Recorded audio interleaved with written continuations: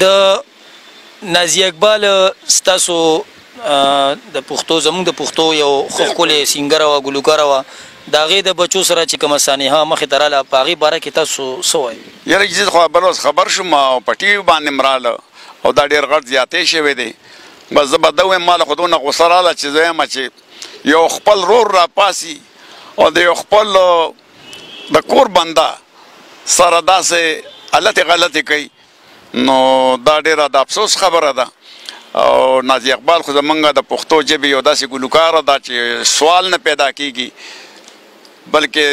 موږ هغه باده چې د پښتو میډم نور جهان وه د اردو موږ دا خدای پاک چې دی په پښتو کې نازي اقبال را کړې ده ټیک ته څوک په ښایست خرڅوي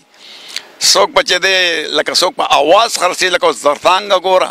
ټیک ته ښایست یې نشته خو اواز خدای داسې ورکړی دی چې دنیا یې حیرانه کړې ده او نازي اقبال کې دا شی دی چې دا هر فن مولا ده دا هر فن مولا مطلب دا دی چې دا غزل ویلی شي دا ټپه ویلی شي دا قصه ویلی شي دا لوبه ویلی شي دا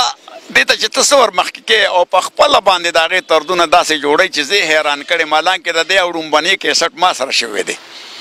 د ټپو چې اوس په هم کیدی شي چا سره به وي او ما په خپله په ړومبي ځل باندې دا دوبۍ ته ما بوتلې ده او هغه ځای کې بیا خدای پاک دا دومره مشهوره کړه بیا خپله باندې به دا